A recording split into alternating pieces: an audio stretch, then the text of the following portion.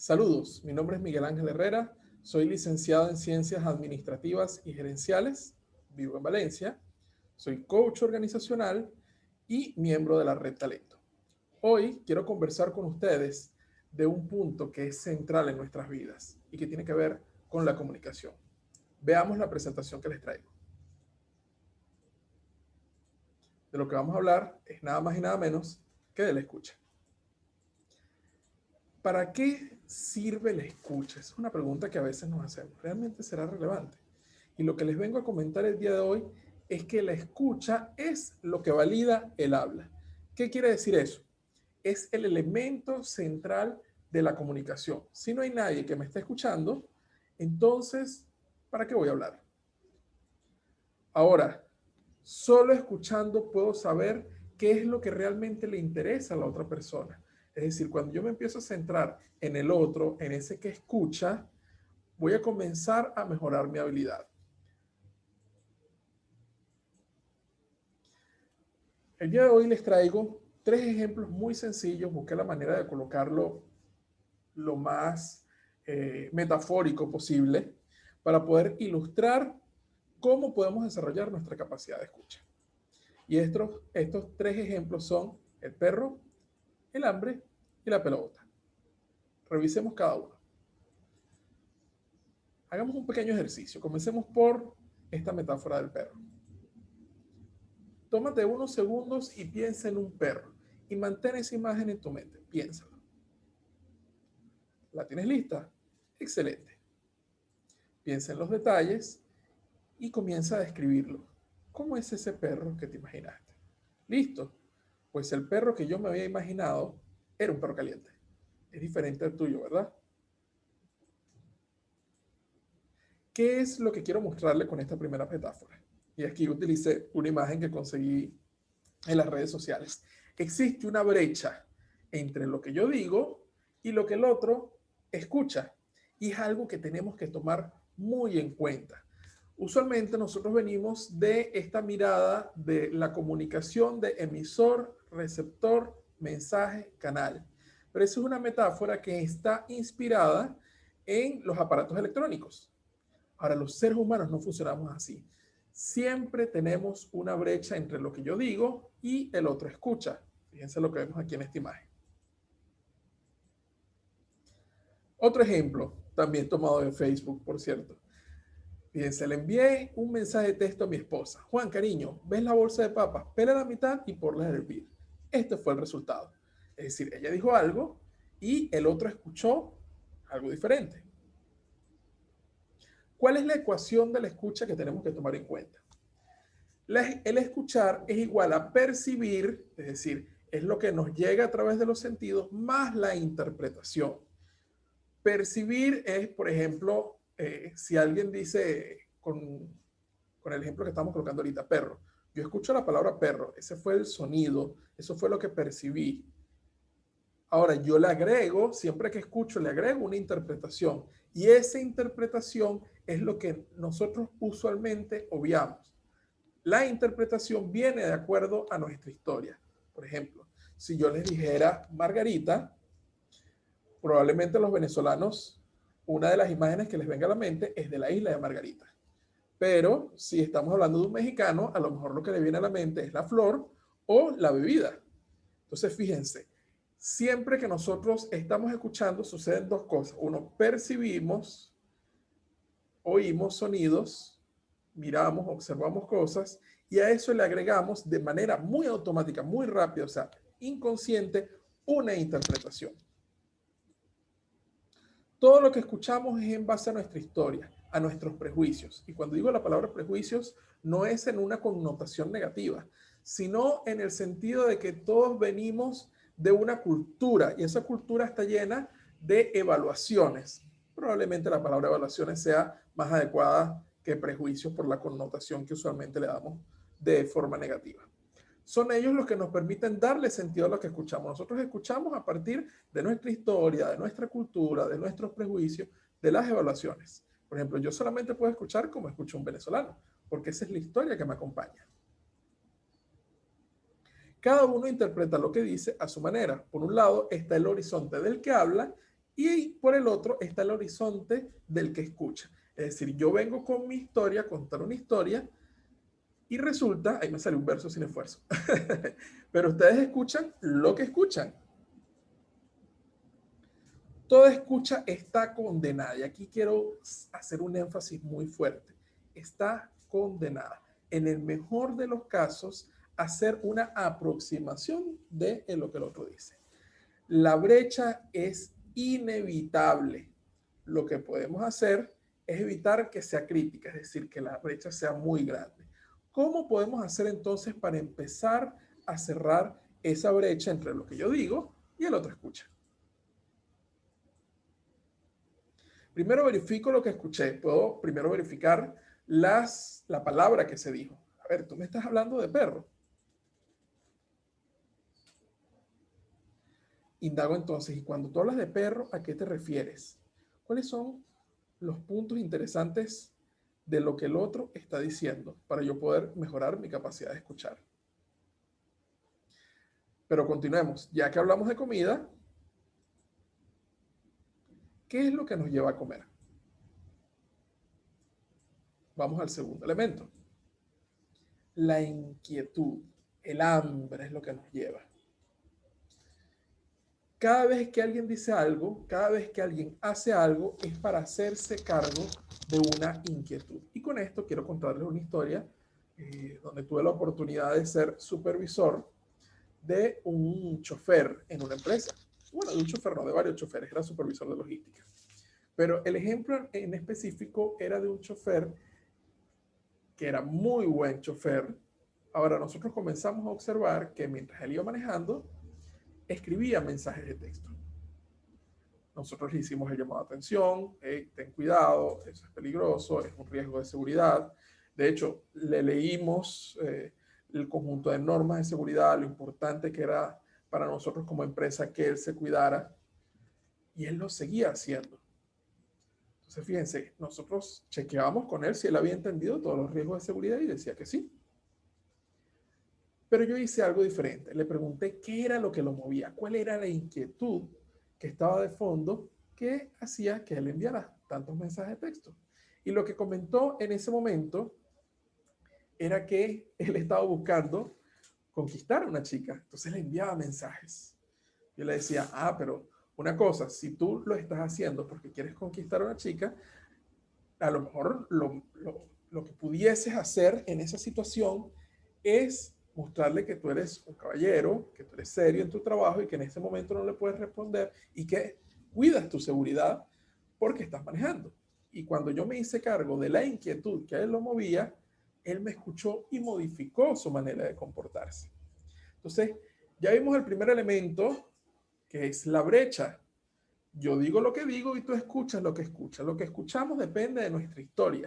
En el caso de él, su historia nunca había chocado, era muy buen chofer, pero estaba cometiendo un riesgo. Cuando me hice cargo de su inquietud, se modificó su conducta. Continuemos. Escuchar inquietudes implica escuchar algo que a veces no está declarado. O sea, la gente cuando va hablando no va diciendo cuáles son sus inquietudes. Entonces, está de nuestra parte hacer preguntas, indagar, de manera tal de que podamos conocer cuáles son las inquietudes de las personas, qué es lo que lo mueve, inclusive especular. Una pregunta que a mí me parece sumamente valiosa hacérmela a mí cuando estoy conversando con alguien y quiero mejorar la capacidad de escucha es cuál es el mundo en el que habita esa persona. Yo me puedo preguntar, por ejemplo, si es un padre primerizo, cuál será el mundo en el que se mueve sus inquietudes. O sea, si es un padre por primera vez, entonces va a tener unas inquietudes diferentes a una persona que sea soltera. Entonces, inclusive más allá de indagar, una de las cosas que puedo hacer es preguntarme a mí mismo cuáles son las inquietudes que mueven a esta persona en ese mundo. Fíjense que en este campo los líderes son especialistas en saber qué es lo que mueve a la gente, qué las moviliza. Entonces, desarrollar este segundo punto, que es el hambre, es la inquietud, es clave si tú quieres ser un líder. Muchas veces la gente dice, oye, ¿cómo puedo aprender a hablar de una manera más bonita, de convencer, de persuadir? Pero resulta que el que tiene una capacidad espectacular de persuadir, no tanto es porque hable bonito, sino porque sabe hablarle a la inquietud que está teniendo la otra persona. Entonces la invitación es esa. Siempre pregúntate por cuál es la inquietud que mueve al otro. Si quieres ser un excelente líder, entonces sé una persona que esté constantemente revisando eso. Incluso algunos líderes van más allá y se preguntan, ¿quién es esta persona que me está hablando? ¿Qué la mueve? ¿En qué cree? ¿Cuál es su historia? ¿Cuál es su mundo? Como yo les estaba mencionando hace un momento. Y ahí tenemos entonces dos elementos. Primer elemento, la brecha. Siempre escuchamos de acuerdo a nuestra historia. Eso tiene que ver con el perro. El segundo, el hambre, la inquietud. ¿Qué es lo que nos mueve a hablar? Finalmente, vamos al tercer elemento, que es la pelota. Y aquí hay refranes populares que nos ayudan a entender ese concepto de la escucha. Fíjense, párame. Eso de párame pelota es un dicho muy popular. Viene en Venezuela del béisbol, de stop the ball, de tómalo, cáchalo. Yo sé que ustedes que me están escuchando son de Mérida, tomé este ejemplo del béisbol, pero lo podemos utilizar también desde el fútbol. Si yo quiero tomar una pelota, si lo quiero atrapar, en este caso, si me están haciendo un pase en el fútbol, ¿qué tengo que hacer yo? ¿Me tengo que quedar quieto? No, tengo que movilizarme, tengo que moverme para poder ajustarme y poder atrapar esa pelota o poder interceptar el pase que me están haciendo en el caso del fútbol. Entonces, ¿qué es lo que les quiero mostrar? La pelota tiene que ver con la apertura. Fíjense, muchas veces hemos escuchado que alguien dice, no me escuchas. ¿Qué es lo que está diciendo esta persona de fondo? No importa lo que yo diga, las cosas siempre hacen como tú resuelves. Nada de lo que diga logra que ello sea distinto. Mi palabra no te toca, no te mueve, es completamente estéril. Siento que no me escuchas. En el fondo, cuando alguien nos dice esa frase, siento que no estás haciendo nada diferente a partir de lo que yo te estoy diciendo. Esta frase que les acabo de mencionar viene del libro Actos del Lenguaje, volumen 1, La Escucha, un libro dedicado a esta habilidad, escrito por Rafael Echeverría. Cada vez que entramos a una conversación con posiciones ya tomadas, cada vez que entramos en ella, excluyendo de antemano la posibilidad de cambiar de parecer, entramos a una conversación sin disposición real de escuchar. ¿Qué es lo que nos quiere decir esto de la apertura? Hay otro coach, se llama Freddy Kaufman. Él dice que el gran miedo que tenemos de escuchar al otro es de que cuando lo escuchemos, nosotros vamos a cambiar. Y fíjense, quiero que nos detengamos a revisar esto. Cuando yo me quedo anclado en una posición, es porque usualmente tengo miedo de cambiar de parecer. Nos aferramos a una verdad, a que las cosas son de una manera y punto. Este último elemento que tiene que ver con la pelota, con poder movilizarme, cambiar de posición para poder recibir esa pelota, para poder interceptar ese pase, tiene que ver con la capacidad de abrirnos a escuchar un punto de vista diferente y movilizarnos a partir de allí. ¿Qué tan dispuestos estamos a movilizarnos? Especialmente con alguien que piensa diferente. Muchas veces nos quedamos anclados en esto de defender nuestra posición porque queremos tener la razón. Y una vez escuché algo que para mí fue bien relevante, y era que la razón suena como si fuese algo que existiera. La gente pelea por tener la razón. Dice, no, es que yo tengo la razón, tú tienes la razón, pero ¿dónde habita la razón? Y desde el punto de vista lingüístico, una de las cosas que nosotros hacemos es que nos constituimos, hacemos cosas con sustantivos. La razón suena algo así como la pelota, suena algo así como el perro, y fíjense que la pelota y el perro nosotros podemos verificarlos, podemos verlos en el mundo. La razón no, pero lo tratamos como si fuese una cosa fija, inmutable. Ahora, ¿qué es lo que yo me di cuenta y que me mostró este coach en este caso? Fue que la razón no es una cosa, es decir, no existe. Lo que existen son razonamientos. O sea, viene del verbo razonar, por eso no es un sustantivo, es un verbo. Es razonar. Existen diferentes maneras de razonar. Por lo tanto, no existe la razón. O sea, no vale la pena ponernos a pelear por algo que no existe. Lo que existen son diferentes razonamientos, diferentes maneras de razonar. Razonar es un verbo, nuevamente les muestro. Entonces, si lo que existe son diferentes maneras de razonar, yo puedo abrirme a la posibilidad de cambiar de opinión. Y puedo hacerme una pregunta muy poderosa en ese momento. Primero, ¿cuál es la historia que trae esta persona? Fíjense que se relaciona con el primer punto que vimos de la brecha. ¿Y qué mundo me abre la manera de mirar que él trae? Cuando nos hacemos estas preguntas, podemos tener una mayor disposición a cambiar, a modificarnos. La no valoración del otro cierra la posibilidad de nuestra apertura. La escucha requiere que le confiramos al otro algún grado de autoridad para mostrarnos simplemente algo que no sabemos o no podemos ver. Y aquí viene una declaración grande de humildad. Si no existe la razón, entonces lo que yo tengo no es una verdad absoluta, sino que es una manera de mirar. El otro también.